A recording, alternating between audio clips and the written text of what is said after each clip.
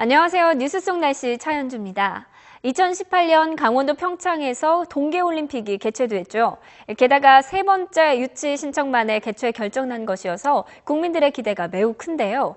그런데 스키 활강장을 짓는 과정에서 천연림으로 유명한 가리왕산이 훼손될 우려가 제기되고 있어서 논란이 되고 있습니다.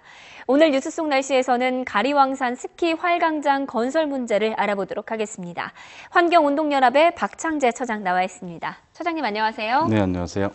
네, 얼마 전에 치러졌던 이 소치 동계올림픽의 감동과 여운이 아직도 저는 가시지 않는데요. 이 올림픽이 우리나라의 평창에서 열린다는 게 저는 아직 실감이 나질 않습니다. 아마 4년이나 남아서 그런 걸 텐데요. 지금 준비가 한창인데 가리왕산 스키 활강장 문제가 이슈가 되고 있다고요? 네, 그렇습니다. 우리가 이제 동계올림픽이 우리나라에서 이제 개최가 되는 것 때문에 이제 다들 이제 즐거워하고 기뻐했는데요. 사실 이제 환경 파괴는 별로 생각을 못 해봤던 거죠. 네. 지금 이제 강원도 전체 곳곳에서 이제 경기가 치러지고 이제 선수들도 이제 연습을 하게 되고 숙소도 운영을 하게 되는데, 예를 들어서 이제 빙상 경기가 있고 이제 눈에서 하는 경기 이렇게 이제 크게 나눠지는데, 네. 빙상 경기는 이제 강릉이나 춘천 이런 시설에 이제 주로 되는데, 이제 눈에서 하는 경기장은 이제 기존에도 용평 스키장이라든지 알펜시아라든지 여러 시설이 있긴 한데, 네. 좀 그 국제 규격에 맞는 특히 그 알파인 스키 활강장 같은 경우는 그 조건이 좀 까다로워요. 그러니까 네. 출발하는 그 높은 지대에서부터 도착하는 지점까지 표고차가 800m 이상 나야 되고, 경사 각도가 17도 이상 돼야 되고, 그리고 방향도 북향을 해야 되고, 네. 이런 규격에 맞는 곳이 이제 그 강원도 정선의 가리왕산밖에 없다. 그래서 이곳이 활강 경기장으로 결정이 되면서 이곳이 특히나 이제 산림유전 보호지역이에요. 네. 산림유전자원 보호지역으로 조선시대부터 그 보호가 되어 온, 그래서 아름드리 나무뿐이 아니라 정말 식생군락이 아주 그 보존 가치가 높아서 계속 그 잘 보존하고 잘 관리해야 되는 이런 지역에 이제 활강 경기장을 하면서 훼손이 된다고 해서 그 환경단체들에서 심지어는 환경을 파괴하는 올림픽에 대해서 이제 보이콧하겠다라는 움직임까지 있습니다. 네, 그렇군요. 가리왕산 하면 일단 생각나는 게 어른 5명이 둘러싸도 모자랄 만큼 그렇게 큰 나무가 많다라는 것들을 들었거든요. 가리왕산이 생물학적으로는 얼마나 가치가 있는 건가요?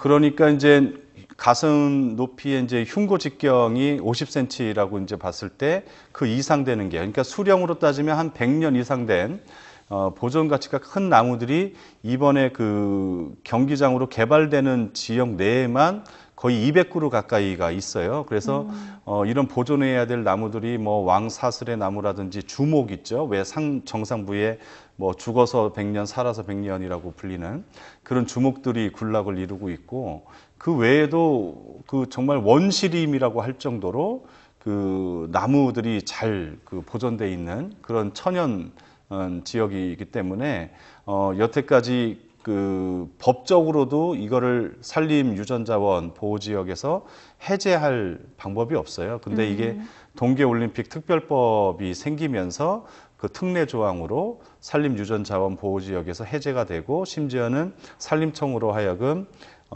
산지 전용 허가까지 네.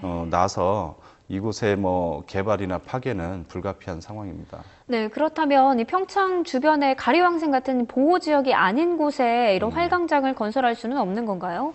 지금 일단은 선수촌이 있고, 이제 선수촌에서 1시간 거리 이내에서만 대상을 이제 찾다 보니까 이제 가리왕산을 적합한 곳으로 정한 것인데, 네. 사실은 이제 조금 교통이 좀 불편하더라도, 좀 멀리 가더라도 가까운 용평 스키장 같은 경우를 좀 시설을 보완해서 활강 경기장으로 쓸 수도 있겠다라고 보여지고요. 그 외에 이제 가리왕산 같이 이런 그 천연림이자 정말 보존 가치가 뛰어난 산림유전자원 보호지역이 아닌 다른 지역이 그 주변에도 만해봉이라든지 여러 곳이 이제 대두가 되고 있는데, 그 좀 강원도 전체가 이 올림픽을 유치하는 것이기 때문에 굳이 그 선수촌 인근에 평창 주변으로만 찾을 것이 아니라 다른 대안지를 찾는다라면 충분히 있다고 보여집니다. 그러나 지금 벌써 이제 뭐 물 건너간 상황이 됐는데요.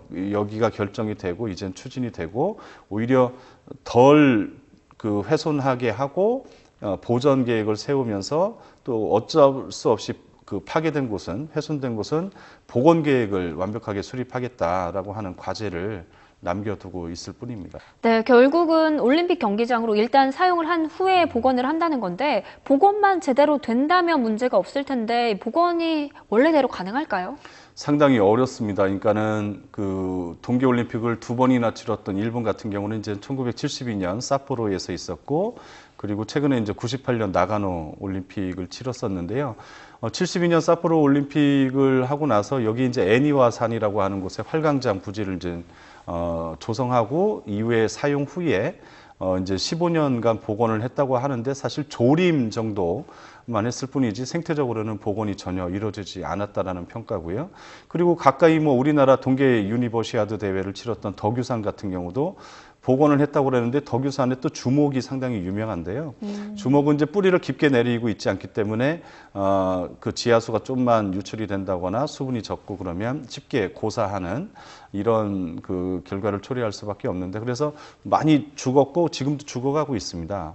그리고 오히려 이제 반면교사로 삼을 수 있는 걸로 보면 최근에 캐나다에서 있었던 소치 올림픽 전에 밴쿠버 올림픽 같은 경우에서는 이제 환경 단체들이 보이콧을 하면서 정말 올림픽 정신이라고 하는 것은 자연을 보호하면서 환경 파괴를 하지 않는 것이다. 그래가지고 기존 시설을 쓴다거나 규모를 대폭 축소한다거나 하면서 나름 친환경 올림픽, 환경 올림픽으로 개최를 했고 그리고 뭐 최근에 이제 많은 나라들이 그 한 10여 개 나라에서 20여 차례 지금 동계 올림픽을 했지만 별로 이렇게 산림 훼손이나 생태계 파괴를 크게 하지 않는 이런 그 올림픽을 하기에 적합한 곳, 그러니까는 추가의 뭐 파괴나 훼손이 없는 이런 지역이었었는데 우리나라 이제 그 강원도 지역 같은 경우는 좀 이런 훼손이 불가피한 상황이죠.